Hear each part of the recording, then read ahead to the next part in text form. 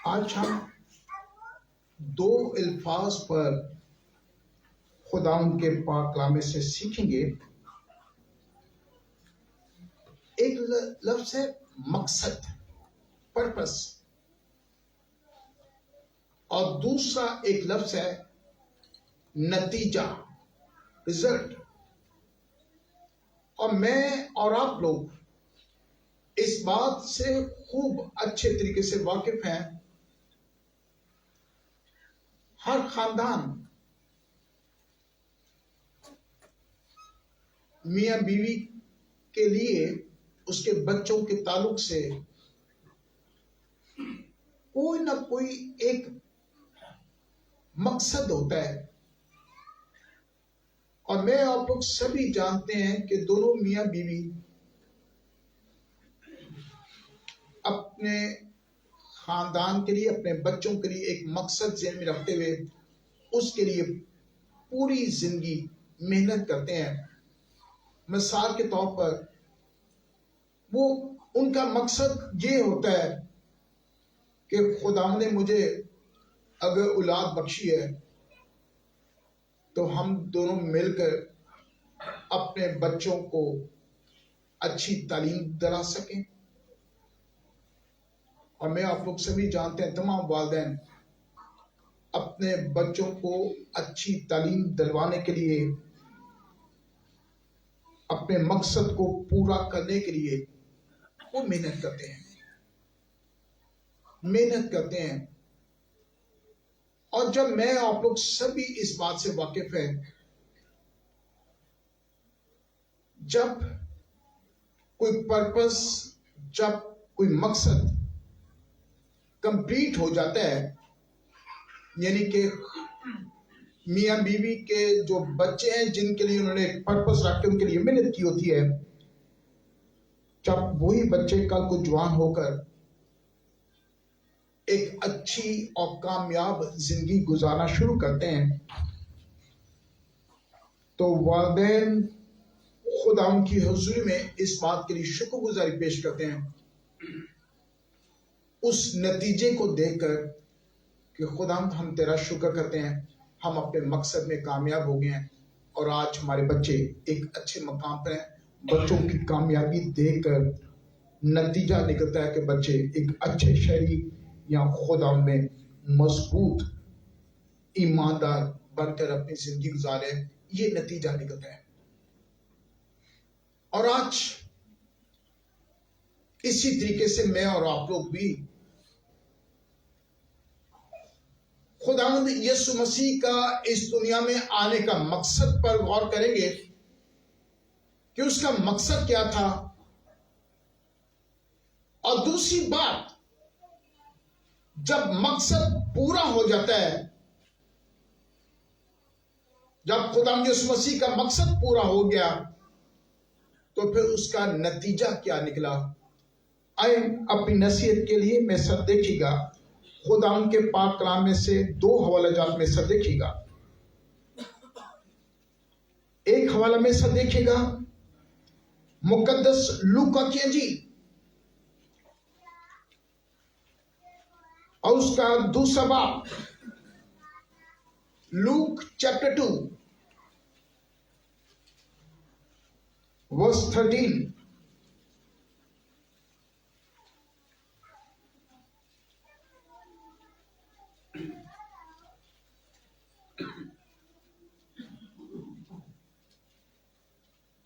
खुदावंद के पाक कलाम में यूं मरहूम है, बहनों से दुखास्त है, बराए मेहरबानी बच्चों को खामोश रखिएगा। यूं लिखा है, और यकायक उस फरिश्ता के साथ आसमानी लश्कर की एक गिरोह खुदा की हमद करती और ये कहती जाहिर हुई कि आलम बाला पर खुदा की तमजीद हो और जमीन पर उन आदमियों में जिनसे वो राजी है सुलह। एक और रेफरेंस में सर देखिएगा, मुकद्दस लूका ही की इंजील और उसका 12वां बाब, Luke, gospel of Luke chapter 12 verse 51।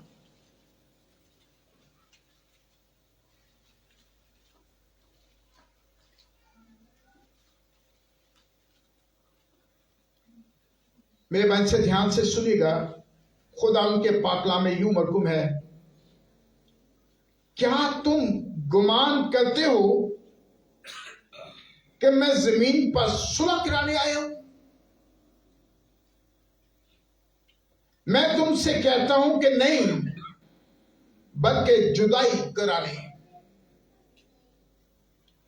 क्योंकि अब से एक घर के 5 आदमी आपस में मुखालफत रखेंगे, 2 से 3 और 3 से 2। बाप बेटे से मुखालफत रखेगा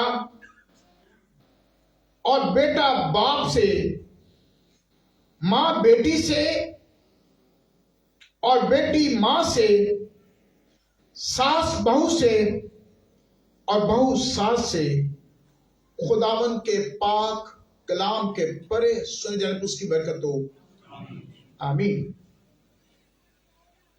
इसी रेफरेंस को अगर आप नोट करना चाहते हैं बेशक नोट कर लीजिएगा। यही रेफरेंस आपको मत्ती रसूल की इंजील उसके 10वें बाब में, gospel of Matthew chapter 10 verse 34-36, यही आयात अभी देखिएगा नहीं, यही वर्डिंग्स बिल्कुल सेम आप गॉस्पेल ऑफ मैथ्यू में भी देख सकते हैं। अब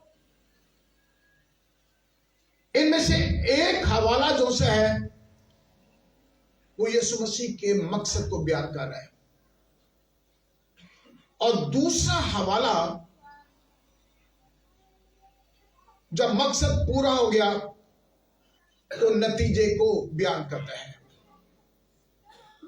और दोनों हवाला जात मैंने और आप लोगों ने अभी सुने भी हैं और खुद पढ़े भी हैं। दोनों हवाला जात एक दूसरे से टोटली मुख्तलिफ हैं, डिफरेंट हैं, ऑपोजिट हैं। एक रेफरेंस में कहा जा रहा है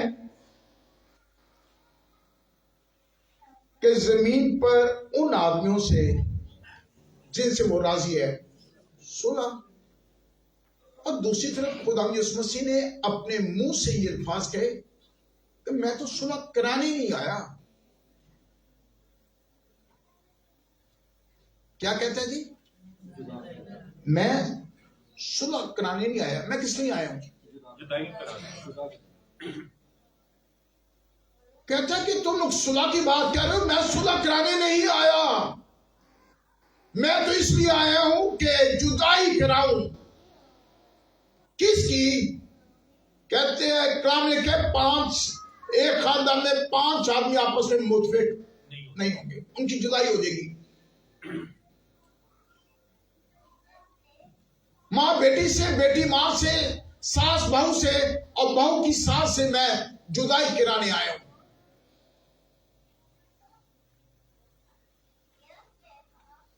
और शायद आप लोगों के ज़हन में शायद हलचल भी मच गई हो कि ये क्या मसला है कि खुदा यीशु मसीह के अपने ही मुंह के अल्फाज हैं, मैं, तुम लोग सुलह की बात कर रहे हो। भाई मैं सुलह कराने आया ही नहीं, मैं तो जुदाई कराने के लिए आया। अगर 49वीं आयत देख लें, उसमें ये कहते हैं मैं तो आग लगाने आया हूं। आग लग चुकी होती मैं खुश होता।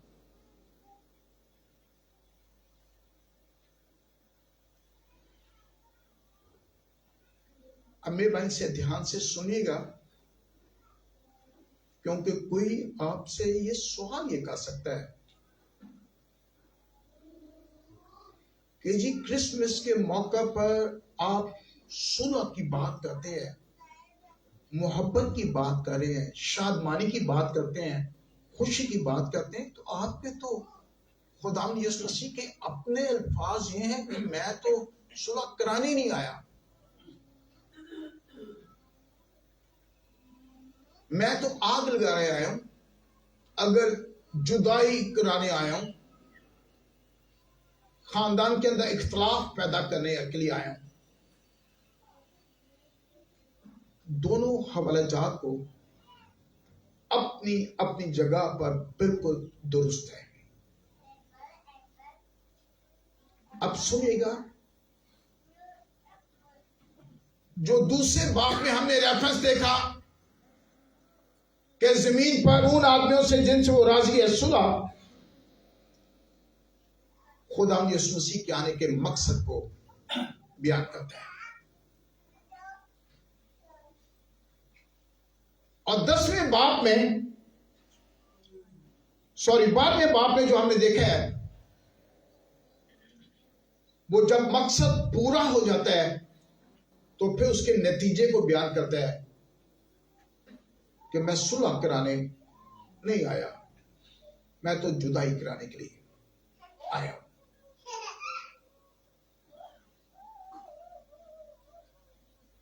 दोनों हवालाजात को बारी बारी देखेंगे तो हम इस बात को समझ पाएंगे।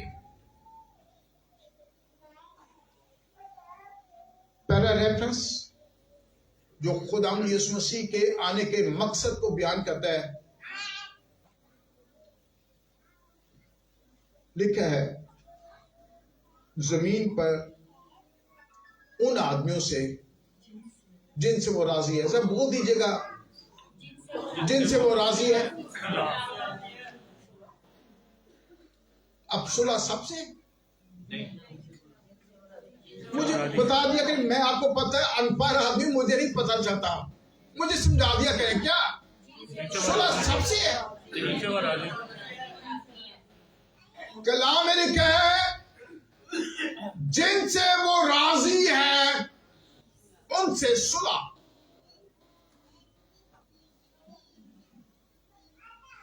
इसका मतलब है जब सुलह की बात हो रही है तो यकीनन पहले कोई झगड़ा भी हुआ होगा। ऐसी बात है ना, सुलह तभी होती है ना कि जब नाराजगी हो, उसके बाद सुलह होती है ना। तो मैं और आप लोग खूब अच्छे तरीके से वाकिफ हैं, यकीनन ये नाराजगी पहले हुई थी, ये जुदाई पहले हुई थी। मैं आप लोग सभी जानते हैं कि जब खुदा ने सबसे पहले खानदान की बुनियाद रखी तो खुदा ठंडे वक्त में आदम और हवा से क्या करने आता था जी? मुलाकात करने के लिए आता था। और फिर ये हुआ कि जब आदम और हवा के गुनाह में गिर जाने के बायस, जब उनकी जिंदगी में गुनाह आ गया, वो रफाकत टूट गई, वो रफाकत टूट गई, जुदाई होगी। किसकी जुदाई होगी? खालिक की और मखलूक की। यानी कि खुदावन का मकसद तो ये था कि मैं इनके साथ रफाकत रखूंगा, इनके साथ मुलाकात किया करूंगा, लेकिन गुनाह में आने के बायस वो सारी रफाकत टूट गई। खालिक अपनी मखलूक से नाराज हो गया। और फिर मैं बात छोटी करना चाहता हूं, और मैं आप लोग सभी इस बात से वाकिफ हैं कि खुदावन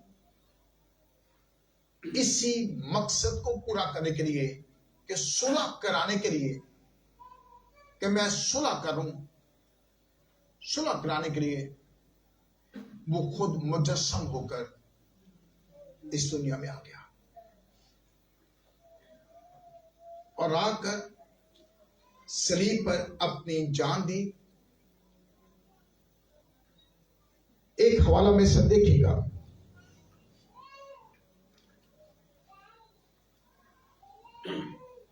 पालूस रसूल का खत इफिसियों के नाम दूसरा बाब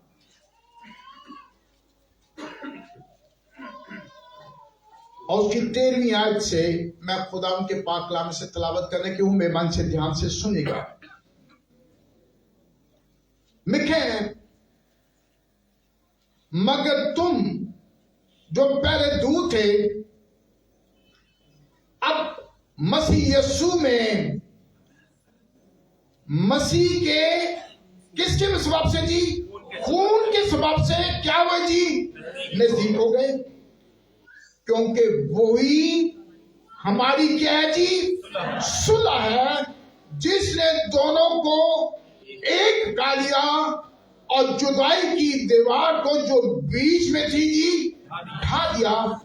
चुनांचे उसने अपने जिस्म के जरिए से दुश्मनी यानी वो शरीयत जिसके हुक्म ज़ाब्तों के तौर पर थे, क्या कर दी थी? माकूफ कर दी, ताकि दोनों से अपने आप में एक नया इंसान पैदा करके सुलह करा दे और सलीब पर दुश्मनी को मिटाकर और उसके सबब से दोनों एक तन बनाकर खुदा से क्या करे जी? मलाए।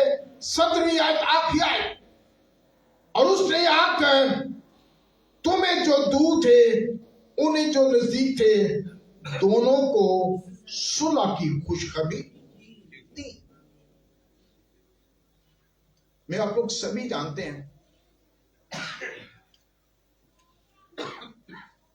कि जब खुदा यीशु मसीह ने सलीब पर अपनी जान दी, और कलाम में लिखा है कि जैसे ही उसने अपनी जान सलीब पर दी, कलाम में लिखा हुआ है मुकद्दस मरकस की अंजील में, मकदस का पर्दा ऊपर से लेकर नीचे तक क्या है जी? 2 हिस्सों में तकसीम हो गया। वो क्यों? आप लोग सभी जानते हैं। मैं आप लोगों से धुलाई करवाने के लिए आप लोगों को बताना चाहता हूं। पहले क्या था? पाक मकाम और पाक मकाम के दरमियान एक मोटा पर्दा था और आम शख्स पाक मकाम में किसी को दाखिल होने की इजाजत नहीं होती थी। सिर्फ और सिर्फ सरदार काहिन, हाई प्रीस्ट, वो साल में एक मरतबा सारी जमात की कुर्बानियों का खून लेकर वो पाकती मकाम में जाता और पूरी जमात की नुमाइंदगी करता। और मैं और आप लोग सभी इस बात से वाकिफ हैं। फिर आपकी दुहराई के लिए कलाम में यूं लिखा हुआ है, पुराने अहदनामा में, जब सरदार काहिन जाता था साल में एक मरतबा, तो उसके लिए अपने आप को तैयार करता था। उसके लिए अपने आप को क्या करता था जी? तैयार करता था। क्योंकि कलाम में ये लिखा हुआ है कि कोई शख्स अगर गुनाह की हालत में पाक तीन मकाम पर जाता था, क्योंकि पाक तीन मकाम पर क्या था? खुदा की हजूरी थी, उसकी उसी जगह पर मौत हो जाती थी, डेथ हो जाती थी। और आप लोगों को फिर दोहराई के लिए, शायद नौजवानों को ये बातें उनके लिए नहीं हो। और सरदार काहिन, मैं आप लोग सभी जानते हैं, उसने अपने लिबास के इर्द गिर्द एक रस्सी बांधी होती थी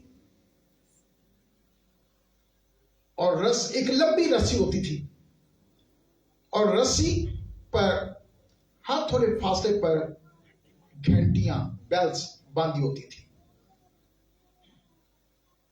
और जमात सारी पीछे होती थी, बीच में पर्दा होता था। जब सरदार काहिन पाक दिल मकाम पर चलता था, घंटियां बजती थी तो पूरी जमात इस बात को जानती थी कि हमारा सरदार काहिन जिंदा है। और अगर घंटियां बजनी बंद हो जाती थी, पूरी जमात समझ जाती थी कि हमारा सरदार काहिन गुनाह की हालत में पाक दिल मकाम में गया है, उसकी डेथ हो गई है। सुनिएगा, अगर किसी को नींद आ रही तो जगा दें, कहीं घर जाके सोएंगे।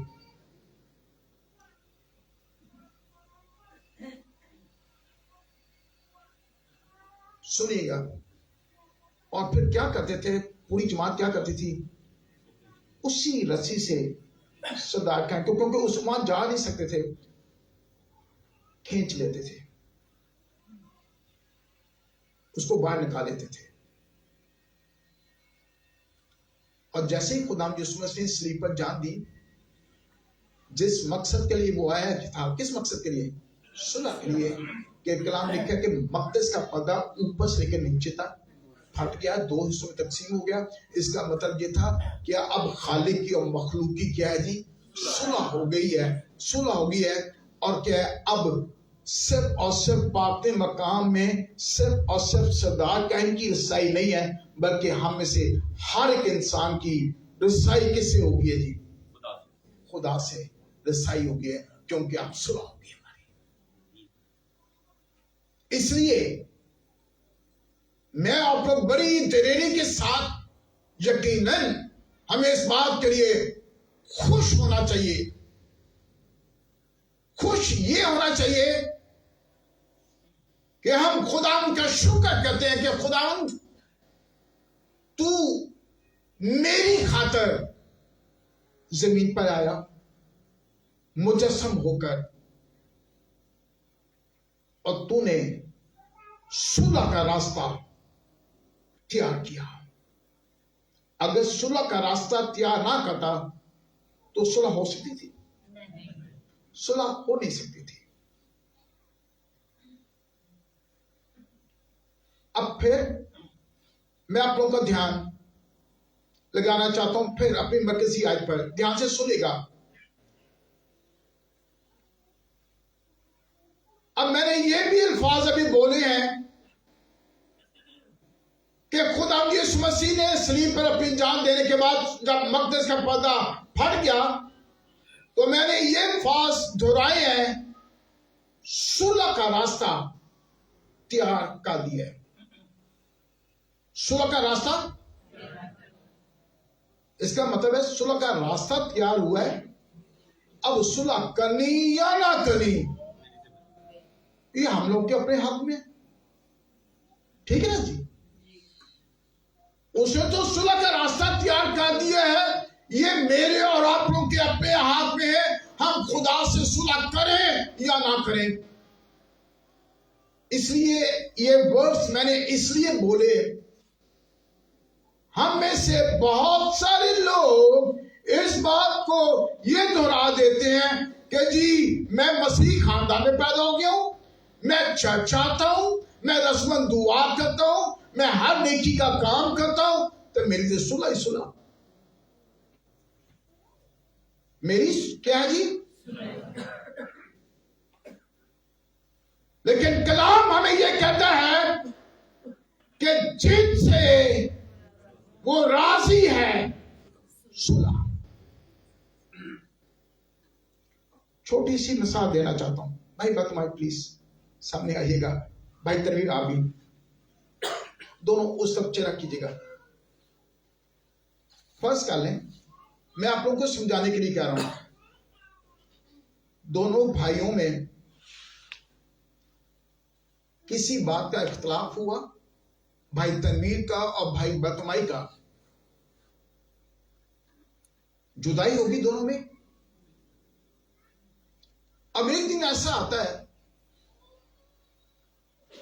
भाई तनवीर भाई बतमाई को यह कहता है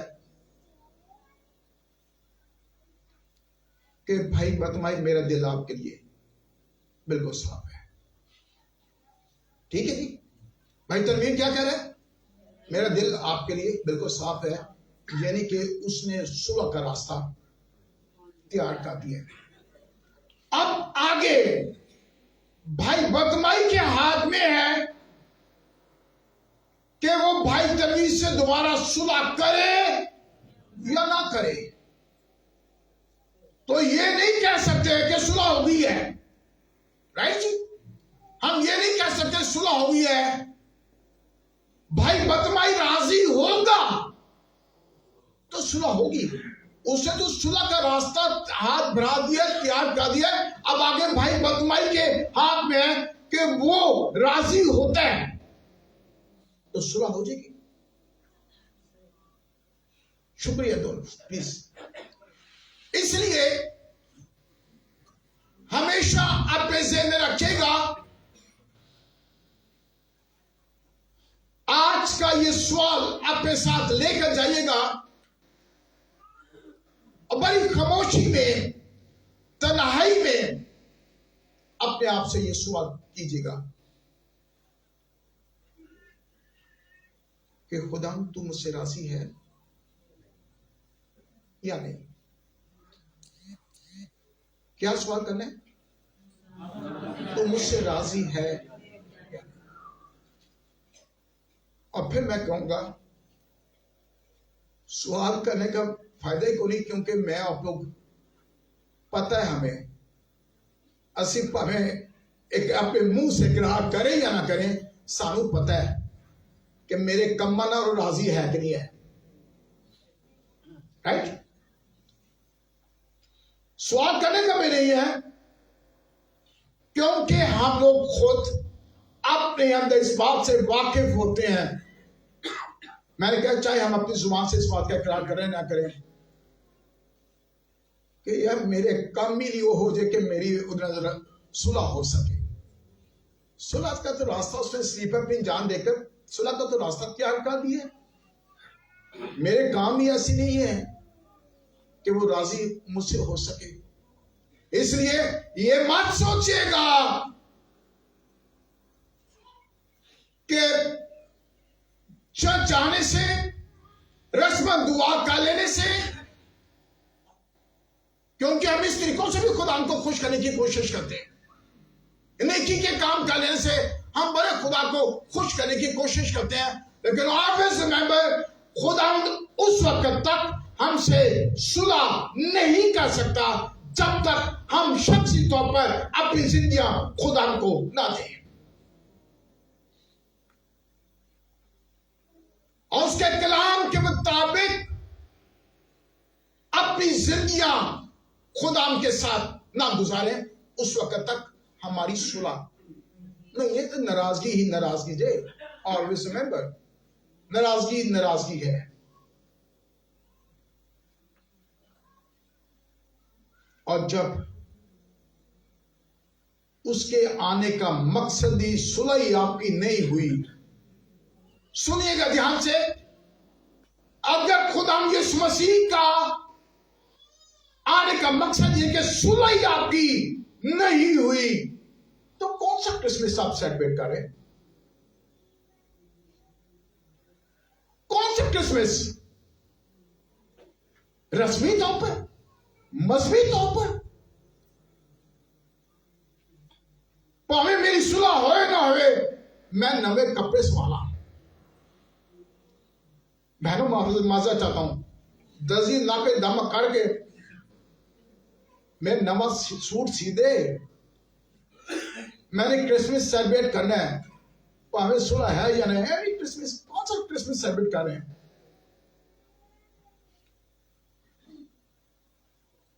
एक दूसरे को मुबारकबाद देते हैं, अच्छे अच्छे खाने खाते हैं, तोहफे तोहफे दिए जाते हैं। अगर हमेशा याद रखेगा, अगर हमारी सुलह नहीं है तो हमारा क्रिसमस की खुशियों में शरीक होना बिल्कुल बेफायदा है। अब सुनेगा, सुलह होगी। सुलह किससे हुई है जी? खुदा से सुलह होगी। जब हम अपनी जिंदगियां खुदा को दे देते हैं, वफादारी के साथ कलाम के मुताबिक, कलाम पर अमल करके कलाम के मुताबिक हम अपनी जिंदगियां कलाम के मुताबिक गुजारते हैं, तो हमारी क्या होगी जी? बोलिएगा, पक्की बात है, हमारी सुलह हो गई है। पर एक ही याद रखो, एक पास सुलह होगी थी तो दूसरी तरफ से क्या होगी जी?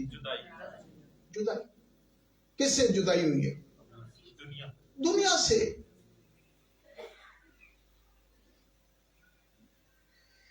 ये जो खुदा यीशु मसीह के ये अल्फाज है कि मैं सुलह कराने नहीं, मैं कि जुदाई कराने आया हूं,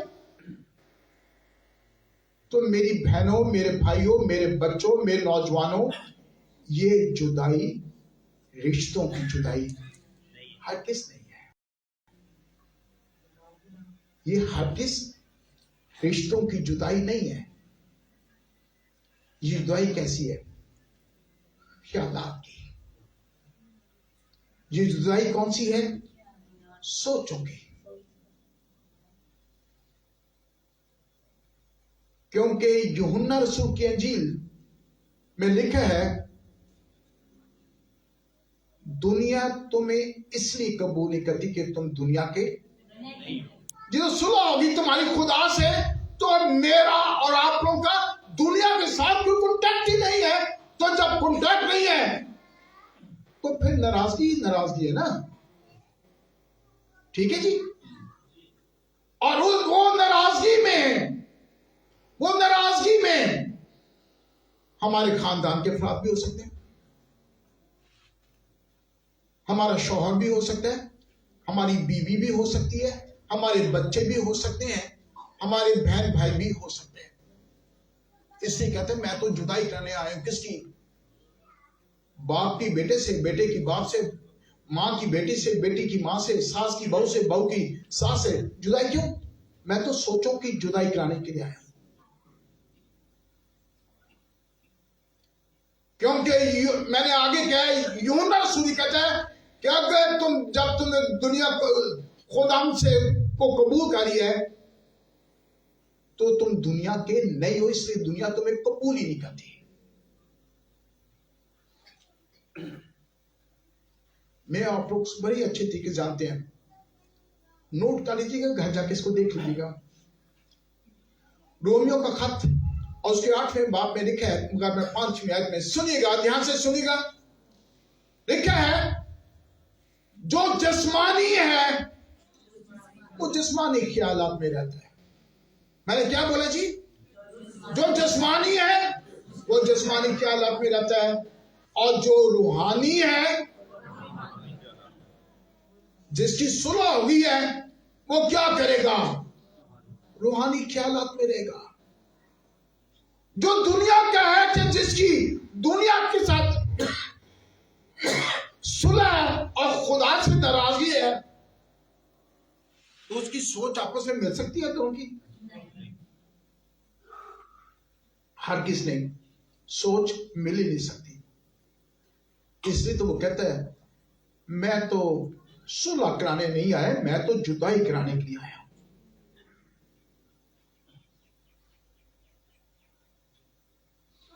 अब काफी माहौल चेंज हो गया है। थोड़ा सा मैं आपको बताता चलूं, आप लोग जिस कलीसिया में बैठे हैं, हमेशा फख्र से आप इस बात पर फख्र किया करें कि मैं उस कलीसिया का रुकन हूं जो तमाम पेंटिकॉस्टल कलीसियों की मां है। ये चर्च ऑलवेज रिमेंबर, जब ये 1940 में जब इसकी बुनियाद रखी गई धर्मपुरा के इलाके में, कभी वक्त हुआ आप लोगों की तारीख बताऊंगा सारी आप लोगों की कि किन किन भाई में से आप लोग गुजरते रहे। सारे चर्चेस इसमें से निकले। सुनिएगा, इससे मैंने कहा कि अब माहौल काफी बहुत बहुत अच्छा हो गया, लेकिन स्टिल अभी तक बहुत सारी फैमिलीज के अंदर ये चीज देखी जाती है कि घर के कुछ अफराद को निजात का तजर्बा हो जाता है, बास को निजात का तजर्बा नहीं होता। तो जिनका निजात का तजर्बा हो जाता है उनकी फैमिली के अंदर ख्यालात ही आपस में नहीं मिलते, क्योंकि कलाम ये कहता है जो जिस्मानी है वो जिस्मानी ख्यालात मिलेगा, जो रूहानी है वो रूहानी ख्यालात मिलेगा। मैंने आप लोगों को ये पहले भी ये वाक्य सुनाया हुआ है कि सुना हुए 1950s की ये बात है। होता ये था कि भाई तो शुरू से माफ कीजिए इन खुदा ने सुलह कभी हुई नहीं सी। 50s में खुदाम के घर में जाना पसंद ही नहीं करते थे।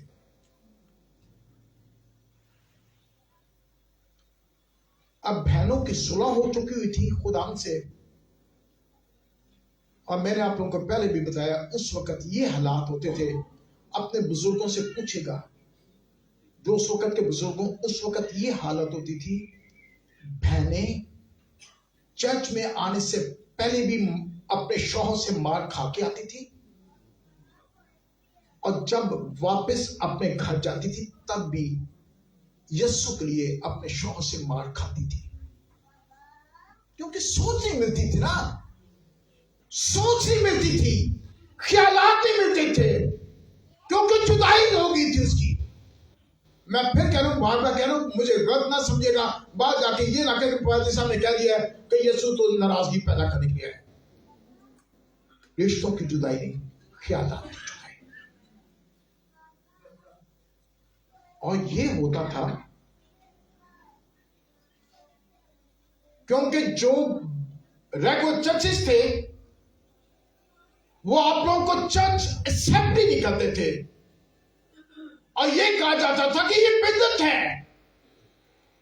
50s में ये हालत होती थी, 60s में आप अंदाजा करें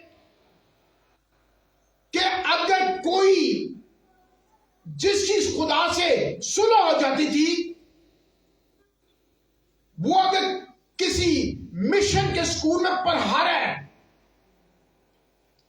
या मिशन के स्कूल में उसको रहाइश मिली हुई है, उनको स्कूल से निकाल दिया जाता था कि जी आप बिदअत में शामिल हो गए हो, क्योंकि आपको निजात का तजर्बा हो गया, आपके अंदर तो आप बिदअती हो। घरों से निकाल दिया जाता था। ये सारे हालात इन सारे इब्तदाई लोगों ने ये सब कुछ देखे। एक और वाकया सुनाता हूं। ख्यालात की सोचों की जुदाई ये होती थी, एक नौजवान था, कहा जाता है कि ये 50s की बात है, 55 के बाद की बात है। एक नौजवान था, गॉर्डन कॉलेज में 3rd ईयर में दाखिल हुआ, इंटर वाइन से किया गॉर्डन कॉलेज से। ते रात को हॉस्टल विच बैठ के अपने दोस्तों के साथ मिलकर, क्योंकि खुदा से सुलह हो गई थी, तो ऊंची ऊंची दुआएं किया करता था हॉस्टल में बैठ के। गॉर्डन कॉलेज में शिकायत लगी कि जी ये शख्स रात को ऊंची ऊंची दुआ करता है, पता है की चीज इन्हों होगी। तो उसको कॉलेज से निकाल दिया गया। वो लाहौर आ गया या इस्लामिक कॉलेज सिविल लाइन्स में दाखिला ले लिया। वो नौजवान पता कौन था? हमारे बुजुर्ग पास्टर से मिला। ये ट्रू वाकया थे।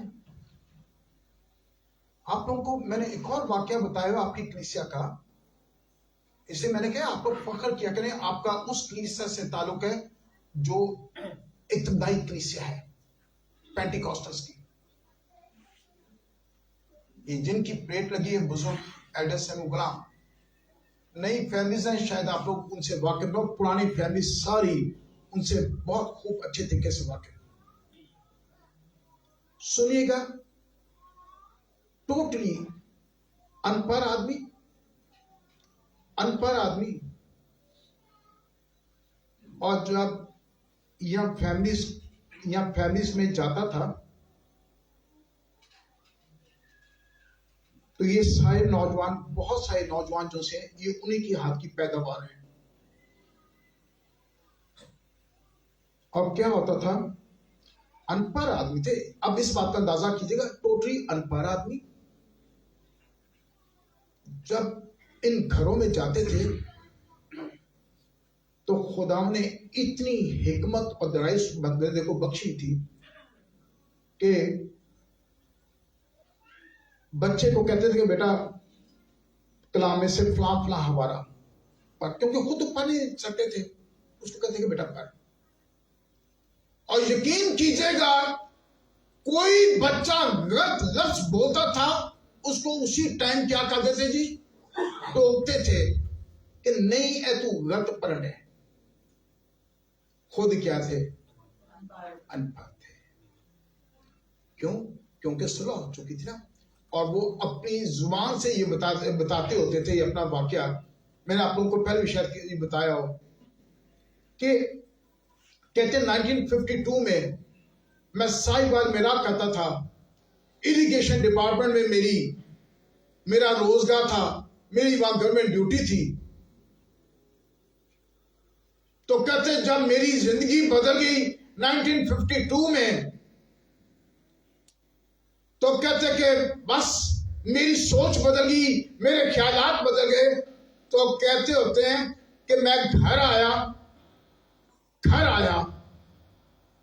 तो मैंने अपनी छत देनी शुरू कर दी, पिंड की छत वो देनी शुरू कर दी। मिट्टी की छत होती थी उस टाइम, आपको सबको पता है। वो छत देनी शुरू कर दी। कहते मेरा मां बाप, मेरे बहन भाई मुझसे नाराज, मुंडा पागल हो गया थे, कड्डो बस। उस सामने आके तुझे हुआ क्या है? कहते चुप का जो वो छत में से जो गार्डर था ना, वो कहते मैंने उठाया और अपने दफ्तर ले गया, उनसे कहा जी मुझे माफ कर दो, मैंने यहां से चोरी करके लेके गया, अपने घर में जाके गार्डर डाला था।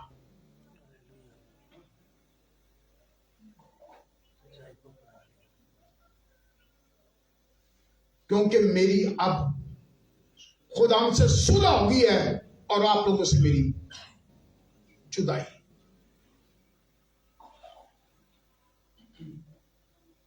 एक और वाक्य जल्दी से मैं सुनाता जाऊं। 1930 की बात है, सुनिएगा। 1930 की बात है कि पेंटिकॉस्ट तरीक का भी आगाज नहीं हुआ था। प्रेस्बिटेरियन चर्च के एक खादम था,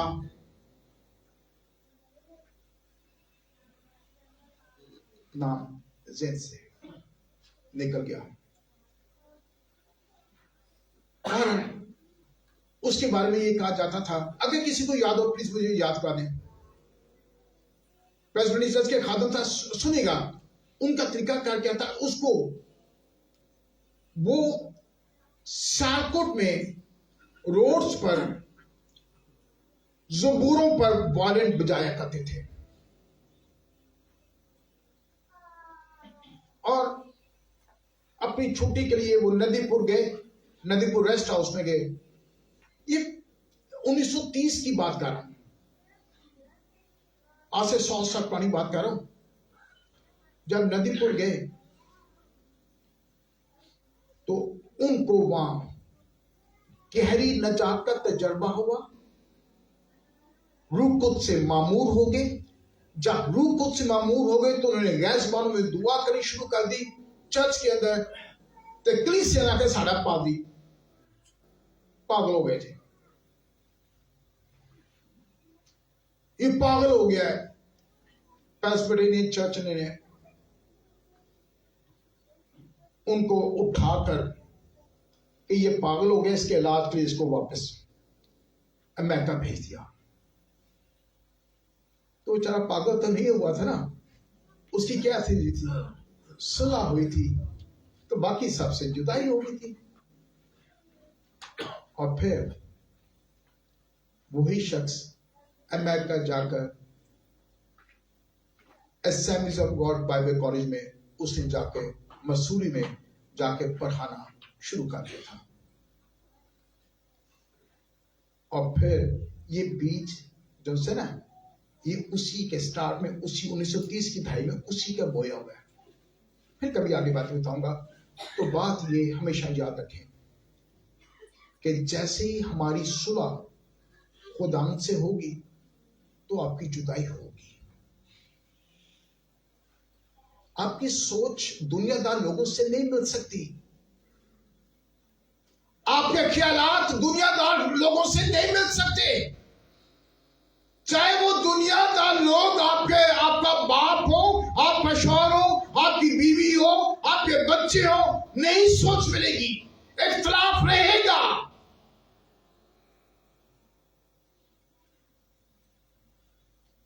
और इसलिए तो वो ये कहता है कि मैं तो सुलह कराने नहीं आया, मैं तो जुदाई कराने के लिए आया।